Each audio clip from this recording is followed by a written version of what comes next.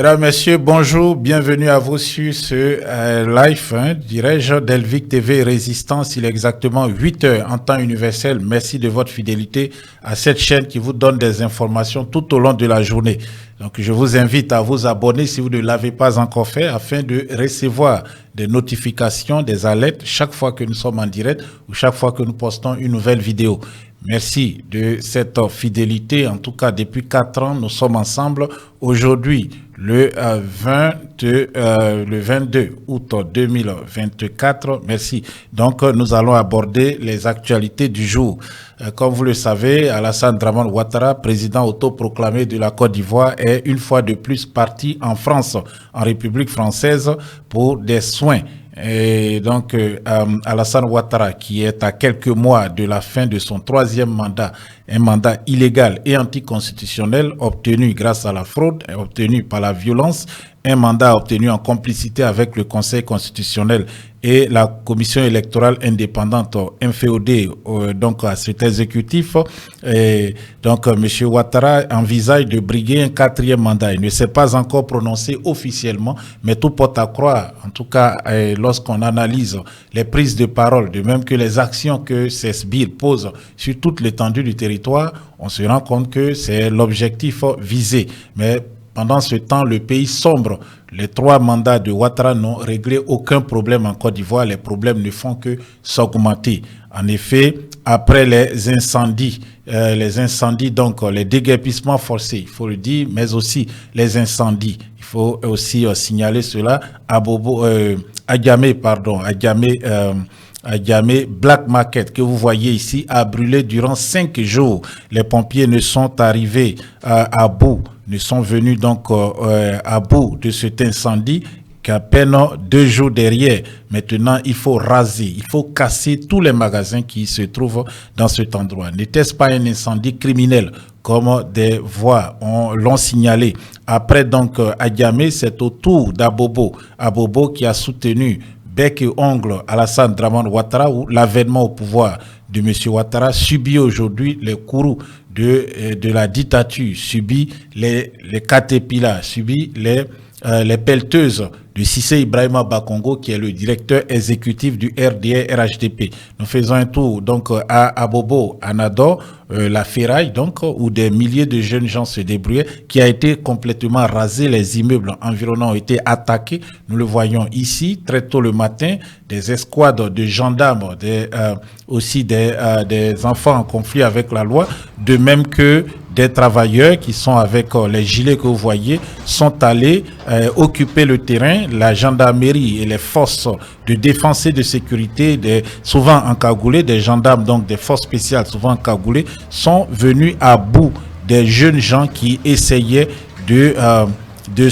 s'interposer donc dans ce déguerpissement forcé. Donc, les jeunes gens qui se débrouillaient ici sont désormais à la rue, comme vous êtes en train de voir. Les magasins, et de même que les entrepôts même souvent situés au bas d'immeubles ne sont pas restés, en tout cas sans attaque. Ces magasins ont aussi été visités, souvent à la pelleteuse. Tout a été cassé, mettant en danger la structure de ces immeubles, comme nous le voyons ici aussi sur cette autre vidéo.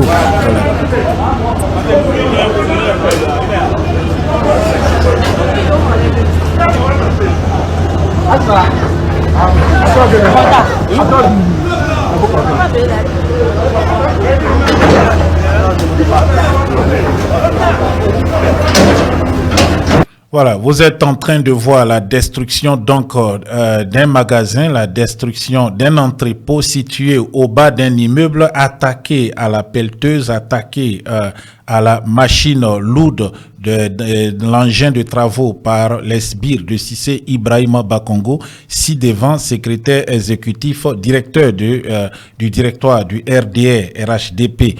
Donc les riverains de cet immeuble ont été mis en danger. Je rappelle que ce sont des habitations, ce ne sont pas des ce ne sont pas des magasins de commerce, ce sont des entrepôts que les jeunes gens qui opéraient sur cet espace, donc qui opéraient sur cette ferraille, entreposaient souvent leurs marchandises. On pouvait sortir ces marchandises à la main, mais cela n'a pas été fait.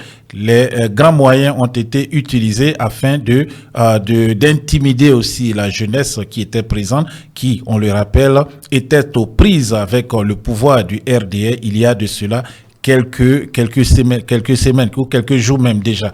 La jeunesse ne sait plus à quel sein se vouer et vous allez entendre les jeunes ferrailleurs qui travaillent donc à cette casse, les jeunes eux-mêmes s'exprimer. On n'a plus d'espoir. Notre seul espoir désormais, c'est l'aventure. C'est parti en Europe, prendre le chemin de l'aventure parce qu'il n'y a plus rien à faire en Côte d'Ivoire. Donc on va doucement, c'est la population. Demain nos enfants vont à la Pédouza. Pour aller mourir, ils vont dire non, c'est pas des Ivoiriens, c'est pas normal.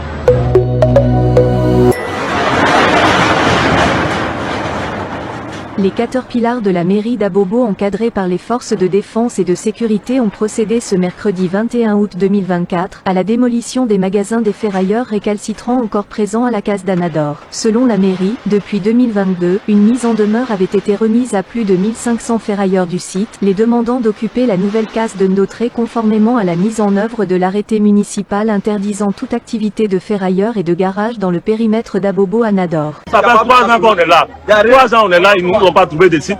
S'ils sont venus nous déguerpir de manière chose, là, vraiment, c'est décevant.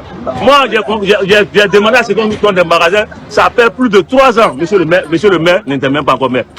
Donc, on va doucement. C'est la population. Demain, nos enfants vont à la Pédouza. Pour aller mourir, ils vont dire non, c'est pas des Ivoiriens. C'est pas normal. Il faut que le président, il faut que ça monte au sommet. Le président doit traiter cette affaire. L'espace qui nous a été dédié a été vendu à moitié. Mais pourquoi déjà régler ce problème et puis c'est nous, il veut appeler? C'est pas normal. Si il a vu place, mais il n'y a pas de place. Si il y a place, il n'y a pas de place. On n'a rien à perdre. On va aller en Europe. On a travaillé 10 ans, Côte d'Ivoire, Maroc.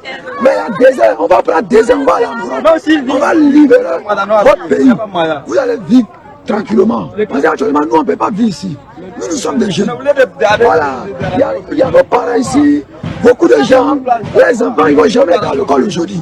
Donc, c'est comme, ils sont en train de gâcher l'avenir des jeunes. Donc, quand c'est comme ça, ça ne nous arrange pas. Donc, nous, les jeunes, on va prendre 2 heures, on va aller là. C'est clair et net. Oui, j'emploie 6 personnes ici. Il y en a là, même il y a 3. Il y en a même qui sont mariés, c'est les pères de famille. Bon. Et là, le coin est cassé. Bon, on est allé voir l'autre côté, on n'a pas eu la place là-bas. Bon, nous on est ici, c'est pas quoi on va faire.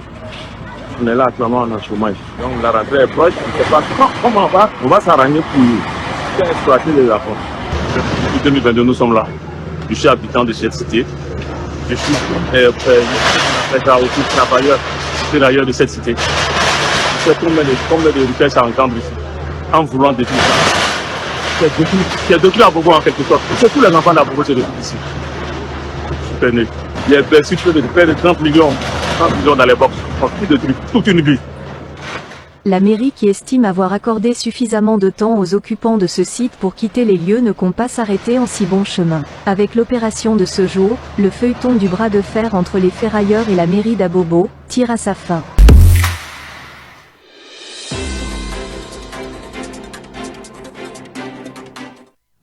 Voilà, vous avez écouté donc le récit, le témoignage de ces affectés par la destruction donc de la ferraille d'Abobo Anador.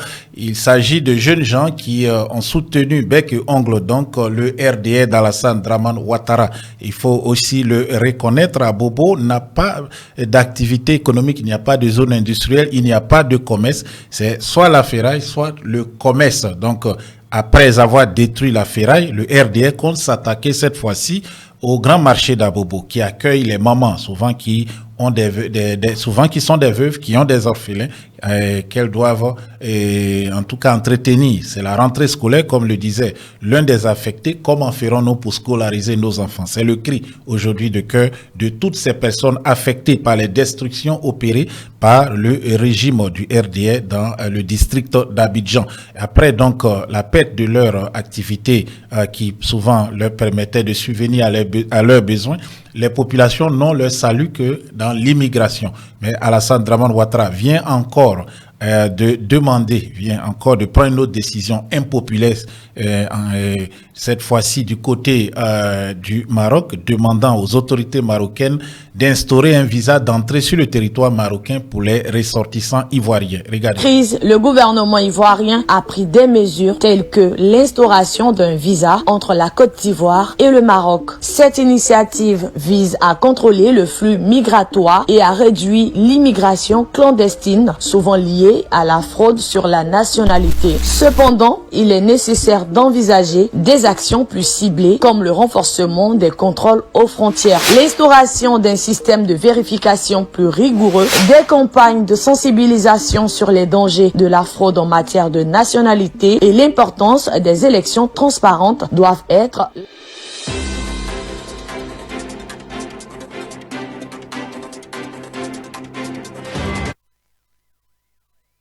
Désormais, tout citoyen ivoirien détenteur d'un passeport ordinaire souhaitant se rendre au Maroc doit fournir des documents, une longue liste de documents, comme vous êtes en train de voir ici dans cet article de journal.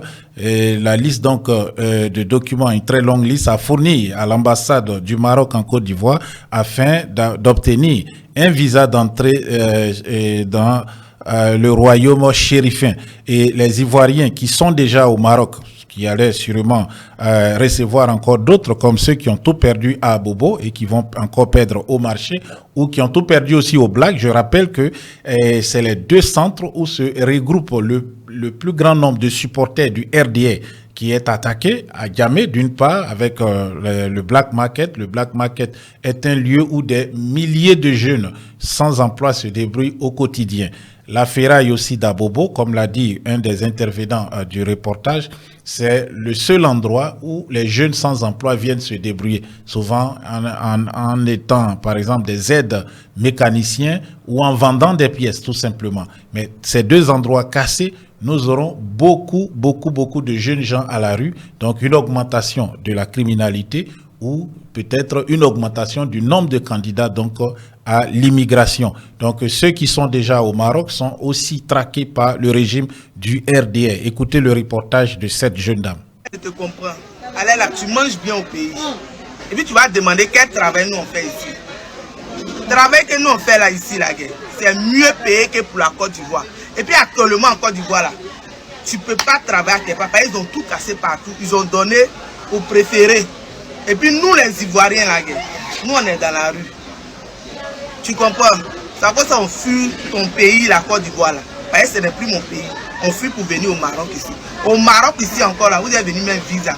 Dans visa encore là, vous êtes venu dire que le gouvernement marocain va appeler notre bailleur pour qu'on nous chasse encore pour partir chez nous.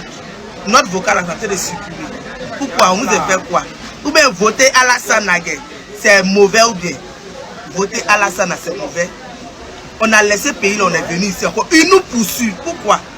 Ici au Maroc, on fait travail dignement pour gagner notre argent. T'as compris, mon frère? Voilà, voici le récit de cette jeune dame résidente au Maroc. Ils sont aujourd'hui la cible des contrôles policiers effectués par les policiers du royaume chérifin à la demande de l'État de Côte d'Ivoire qui souhaite que le Maroc rapatrie tous les ressortissants ivoiriens sur son sol de façon irrégulière.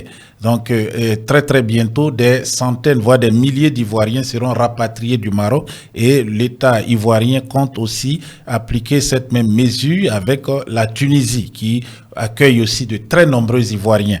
Et ajouter à tout cela, ceux qui vont ou qui sont retournés en Côte d'Ivoire ou ceux qui ont tout perdu maintenant n'ont pas d'emploi. Le gouvernement est dans une politique mensongère, une politique de communication que nous verrons un peu plus tard qui porte à croire qu'ils ont des programmes pour aider la jeunesse, mais rien n'est fait. Le jeune Dougoutigi Lobé qui avait été présenté comme, on va dire, un peu comme un exemple par le régime du RDA qui aurait reçu 23 millions pour ouvrir une ferme afin bien sûr de s'auto-employer, voilà, d'être un entrepreneur ou aussi de donner du travail à d'autres Ivoiriens, en réalité n'a reçu aucun centime de la part du gouvernement. Ils l'ont juste utilisé à travailler comme un manœuvre. C'est ce que le jeune homme, aujourd'hui très remonté, avec aussi des problèmes aussi, il faut le dire, des problèmes psychologiques, parce qu'il est invectivé un peu partout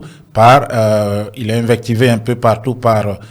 ses amis, ses parents, qui le traitent, comme il a dit, selon ses propres mots, de maudit, parce qu'il aurait pris l'argent, 23 millions, et aurait fait la Java avec. Le jeune homme dément, donc le ministre aurait menti, ou a menti, en tout cas aux Ivoiriens, sur cette affaire de 23 millions de francs CFA. Si rien donc n'a été fait pour ces jeunes, cela signifie que le gouvernement ivoirien n'a aucune politique d'emploi pour les jeunes, aucune politique d'aide à la jeunesse sans emploi, qui sort des écoles, des centres de formation et qui se retrouve à la rue, qui doit soit aller dans des métiers de débrouillardistes qui sont en train d'être détruits dans la ville d'Abidjan, ou prendre les routes de l'aventure. Écoutons Dougouti Globé.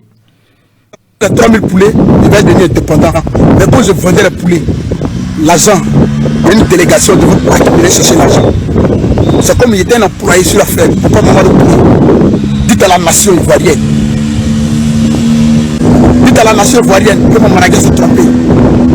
Parce que vous avez récupéré la ferme. La ferme ne m'a jamais appartenu. La ferme ne m'a jamais. Cette délégation qui venait prendre l'argent, vous le connaissez. C'est vous qui me l'avez confié, vous me l'avez confié pour dire, allez me suivre. Moi je ne connais pas, c'est vous. C'est qu'on dit que non, forcément que la ferme n'est qu'à Zaguier, et non à Songon. C'est ceux qui venaient prendre l'argent. Je dis la vérité à la nation, parce qu'on me traite d'enfants maudits. Voici la part de la vérité. On me traite d'enfants maudits, que j'ai bouffé plus de 24 millions. D'autres disent ce qu'ils veulent de moi. Aujourd'hui, je suis fermé. Aujourd'hui, je n'arrive plus à dormir.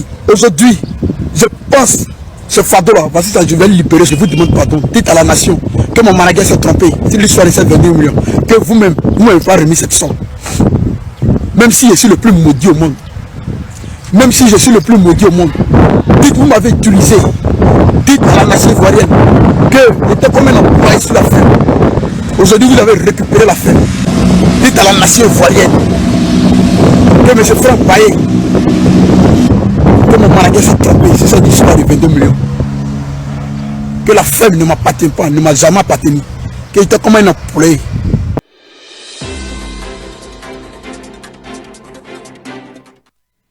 Assez triste, donc, des émissaires donc de Touré Mamadou, ministre de la Jeunesse, qui avait publié ce projet, et qui avait aussi de façon, on va dire, très active parlé de ce projet, de l'aide qu'il allait apporter à ce jeune sur les réseaux sociaux. Donc Mamadou Touré a menti. Donc les émissaires de Mamadou Touré venaient chaque fois à la ferme récupérer le produit des ventes que le jeune homme effectuait. Donc il n'est resté avec aucun centime. Voilà, le jeune homme n'a rien eu aujourd'hui. Plus personne ne veut l'aider, car le ministre de la Côte d'Ivoire, ministre de la Jeunesse, et dans une adresse publique, a dit devant la nation, à la presse, que ce jeune homme aurait reçu 23 millions. Alors, comment pouvez-vous aider quelqu'un qui a reçu 23 millions pour s'ouvrir une ferme, qui devait aujourd'hui être un multimillionnaire? Comment pouvez-vous l'aider avec 1000 francs, avec 2000 francs? Voici un peu la situation du jeune. Personne ne veut lui venir en aide, car il aurait reçu des millions, des dizaines de millions, qu'il aurait tout dépensé. Mais en réalité, c'est un mensonge qui a été raconté par le RDA durant plusieurs mois pour faire croire ou faire passer la jeunesse ivoirienne comme une jeunesse inconsciente, à qui on donne des opportunités, mais qui ne sait pas saisir ces opportunités. La réalité, aucune opportunité n'a été présentée ni à ce jeune homme Dougouti Lobé, ni à aucun jeune de Côte d'Ivoire. Au contraire, le seul, la seule chose que le RDF fait pour les jeunes, c'est les mettre en prison. Quand vous contestez, vous êtes en prison. Peut-être que ce jeune homme, Dougouti, après avoir parlé, sera enlevé par des escadrons de la mort ou simplement des encagoulés et être jeté en prison. Voici un peu une liste de personnes qui ont été arrêtées récemment. Certains n'auront jamais la chance de revoir la vie. Ils sont, pour ceux que vous voyez ici, ils sont tous morts en détention à la maison d'arrêt et de correction d'Abidjan, qui est le pôle pénitentiaire d'Abidjan. Donc, vous avez Kofi Ndri Boniface, mort le 23 juillet 2016, de blessure par balle après une mutinerie au sein du pôle pénitentiaire d'Abidjan, anciennement maison d'arrêt de correction d'Abidjan. Le camarade aussi Pekoula Joël est mort le 10 octobre 2013 de dysenterie au sein de la prison. Assémian Martin est quant à lui mort le 14 novembre 2014 d'une infection des membres inférieurs. Quant à Kouya Nyepa Eric, il est mort le 4 décembre 2015 de maladie. Et Djekouri Aimé, est mort le 17 juin 2016 d'hypertension artérielle. Quant au camarade Kouachi Assalé Jean, il est mort le 20, je crois, il est mort le 20, en 2020, voilà, il est mort le 5 décembre, je crois, 2020, et de maladie. Et quant au camarade Todé Bonfils, il est mort le 29 juin 2017 et Blé Canon Serge est quant à lui décédé le 30 juillet 2018. Donc, autant de morts. Donc, nous avons sur cette liste 8 personnes qui sont décédées jusqu'en 2018 dans les prisons ivoiriennes. Il y a encore plus d'une centaine de réfugiés ou du moins de prisonniers politiques, de même que de prisonniers politiques, car c'est parce qu'ils se sont exprimés sur des questions politiques qu'ils ont été jetés en prison. Vous voulez aller aussi au champ? Il n'y a pas de travail là-bas parce que le cacao n'est pas acheté. Contrairement au Cameroun, comme vous voyez ici, où on achète le cacao à 6 000 francs le kilo, en Côte d'Ivoire, le gouvernement a fixé le prix à 1 500 francs. Mais les 1 500 ne sont pas payés aux paysans. Et les 1 500, on les paye pas à crédit ou on ne les paye jamais. Comprenez, vous recevez un bon et repassez plus tard pour prendre votre argent. Comme vous voyez, c'est un journal camerounais donc qui donne le prix du cacao maintenu à 6 000 francs CFA, donc à plus de 10 dollars donc le kilo. Là, donc ce prix est maintenu pour la campagne 2024-2025. Donc vous pouvez le voir. Et puis aussi, il faut l'annoncer, pendant que les populations broient du noir, les paysans ne sont pas rémunérés au juste prix, ni même au prix. Les jeunes n'ont pas d'emploi, ils doivent prendre les routes de l'aventure. Et ceux qui sont déjà à l'aventure, le gouvernement harcèle pour qu'on les rapatrie. Souvenez-vous que le gouvernement ivoirien était allé demander à l'ONU à Genève de retirer le statut de réfugié politique à tous les Ivoiriens qui étaient sous son autorité, sous sa coupole, parce qu'il n'y avait plus de guerre en Côte d'Ivoire et qu'on devait les rapatrier. Peut-on être aussi méchant que cela? Pendant que le peuple souffre, les ministres de Ouattara ne font que détourner les milliards du contribuable ivoirien qui doivent servir à améliorer les conditions de vie des populations. Amadou Touré, ci-devant, maire de Bouaké, et aussi ministre des Transports du gouvernement de Alassane Draman Ouattara, est cité dans une escroquerie portant sur plus de 23 milliards de francs CFA qui aurait servi à l'achat d'un système de navigation pour l'aéroport de Korogo. Écoutez l'individu qui botte la question en touche lorsqu'il est interrogé sur un plateau de télé qui appartient d'ailleurs au couple Ouattara. Monsieur le ministre, moi je vais directement mettre les pieds dans le plat. Depuis quelques semaines déjà, vous faites la une des réseaux sociaux et des médias. Votre ministère, avec vous à la tête, être accusé donc de surfacturation sur cette affaire que j'appellerais l'affaire ILS, donc de surfacturation sur certains projets, de non-respect des délais, parce que le projet devait durer 12 mois, finalement 4 ans, également de non-respect des procédures, parce qu'il y a eu des marchés qui ont été passés gré à gré. Finalement, on a l'impression qu'on est face en fait à une certaine forme de malgouvernance. Monsieur le ministre, ce soir, dites-nous de quoi s'agit-il exactement? Alors, je considère qu'il n'y a pas d'affaire. À titre personnel, il n'y a pas d'affaire. J'ai eu une grande expérience de la gestion des affaires publiques depuis quelques années. Je pense également que il faut connaître les procédures de passation de marché, il faut connaître le contenu des marchés, qu'il y a des autorités en charge de vérifier tout ceci. Il faut savoir qui fait quoi. Il n'appartient pas à un ministre de fixer des prix, de discuter des prix. Il n'appartient pas à un ministre de valider des prix, de coûts. Et il n'appartient pas à un ministre, c'est vrai, de vérifier, mais de travailler sur le contenu donc, des projets. Donc sur ça, vraiment, je voudrais vous rassurer.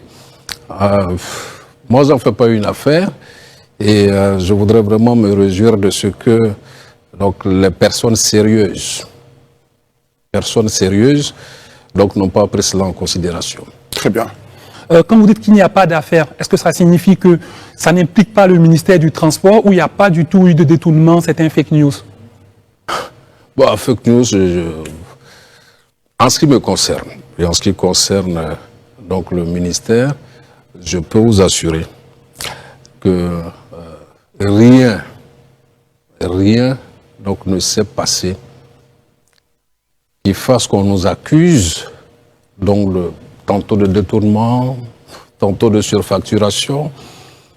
Je n'ai pas envie de rentrer dans le sujet parce qu'il y a des autorités compétentes en la matière que j'ai saisies moi-même.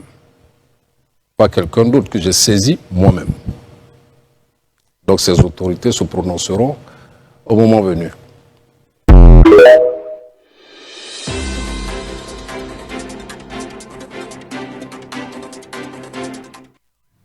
Où sont passés donc les 23 milliards alloués au ministère des Transports afin d'améliorer la navigation aérienne en Côte d'Ivoire? Le ministre de Ouattara n'a pas répondu à la question. Il botte en touche. Il s'en remet donc à des autorités compétentes en la matière. Pour reprendre ces thèmes, il s'agit de l'autorité de la bonne gouvernance et de l'inspection générale de l'État. Lorsqu'on sait que ces institutions sont inféodées au gouvernement du RDA et que l'argent souvent détourné est partagé entre les proches de M. Ouattara ou M. Ouattara lui-même et ses ministres, on peut comprendre aisément ce qui se passe et on peut déjà imaginer la suite de l'affaire. Elle sera classée sans suite, comme beaucoup d'autres détournements de fonds. 100 milliards au fonds d'entretien routier, 1000 milliards à la geste aussi, et dirigée, ou en tout cas la directrice générale de cette entreprise est la nièce d'Alassane Dramane Ouattara, Nina Keïta, ex-mannequin de lingerie à Paris, ou encore les plus de 1000 milliards détournés au Conseil Café Cacao, à l'époque dirigé par Mme Massanjé Lys, une proche donc du couple Ouattara. Le couple Ouattara, pour couvrir tous ces détournements et aussi toujours rester, on va dire en bon terme, avec ses parrains de la France-Afrique, a recours à des groupes de communication, des groupes de lobbying internationaux qui sont gracieusement payés aussi avec l'argent du contribuable ivoirien. Regardez ce reportage. Le Ghana, la Côte d'Ivoire, le Togo, le Congo-Brazzaville et les Gabon sont des pays africains qui ont fait appel à Avisa Partenaires, une entreprise française de manipulation de l'information, révèle une enquête de Mediapart. Dirigée par les anciens membres de services de renseignement français, de proches d'actuels présidents français ou encore des Sarkozy, l'entreprise a pour mission de construire une image et réputation positive, quoique fausse, de ses clients sur la toile en créant de faux profils pour vendre ces informations montées de toutes pièces qui peuvent être de performances économiques, des avancées démocratiques ou environnementales de ce pays. En clair, Avisa infiltre sous de fausses identités les espaces de discussions participatives en ligne de médias dans le but de faire campagne de ses clients. Objectif, obtenir un bon référencement sur le sujet donné sur Google et de lancer grâce à cela la machine infernale des réseaux sociaux et de la presse locale. Si le régime de Bongo a fait appel à Avisa Partenaires en novembre 2015 pour accentuer sa recension sur les efforts entrepris par les Gabons dans la perspective de la COP21, Ouattara, lui, c'est les performances économiques qui l'intéressent et la première dame de la Côte d'Ivoire, Dominique Ouattara, qui est une cliente de l'entreprise depuis juin 2011, c'est pour forger une image positive des activités de son ONG. Prenez soin de vous et du continent aussi. Voilà, vous avez écouté donc Dominique Nouvien-Folorou Ouattara est pas actionnaire, est cliente de cette entreprise fondée par des ex-agents des services de renseignement français proches de Nicolas Sarkozy, de la bande à Sarkozy, la bande donc de l'ancien ministère du budget, donc de Bercy, et Dominique Nouvien traite avec cette entreprise donc depuis 2011, juin 2011, quelques mois après la prise de pouvoir en Côte d'Ivoire par son époux, dans un véhicule de l'armée française, un blindé de l'armée française et après l'attaque donc à la résidence du chef de l'État ivoirien, du président Laurent Gbagbo à l'époque. Dominique Nouvian s'intéresserait, selon le reportage de France Inter, je rappelle, c'est France Inter, donc une branche de la radio France Internationale qui donne ces informations. France Inter, qui appartient à l'État français, donc proche de Dramane Ouattara, qui n'osait pas critiquer, mais de plus en plus des infos négatives sont sorties,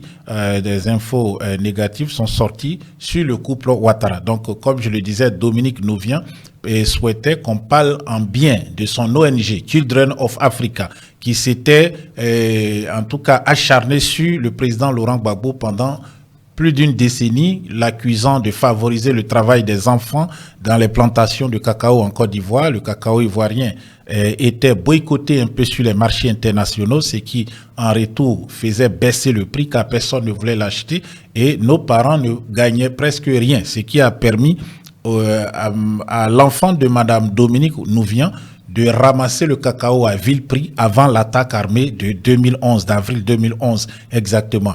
Et il s'agit de Loïc Foulourou, s'est enrichi, il a eu des milliards et ensuite avec l'argent du contribuable ivoirien que son beau-père lui a encore émis, il s'est créé une chaîne de télévision, il a racheté la société à Majori, transformée en Africa Sources, et il a aussi investi dans d'autres entreprises, des entreprises de transformation de la noix de cajou. Donc aujourd'hui, les Ouattara sont riches. Dominique, pour parler de ce cas précis, a pu, avec cette entreprise, se faire passer pour une mécène, pour une femme au grand cœur, une femme qui pose des actes pour aider les pauvres. Mais en réalité, un fonds lui était consacré, le fonds d'appui aux femmes de Côte d'Ivoire, le FAFSI, doté d'un budget annuel de 26 milliards. Ces 26 milliards annuels n'ont jamais été audités. L'argent a-t-il été détourné? Vraisemblablement, car aucune femme ne peut justifier d'un projet FAFSI dont elle aurait été bénéficiaire et qui lui permet aujourd'hui de vivre décemment, et qui lui a permis de sortir de la pauvreté.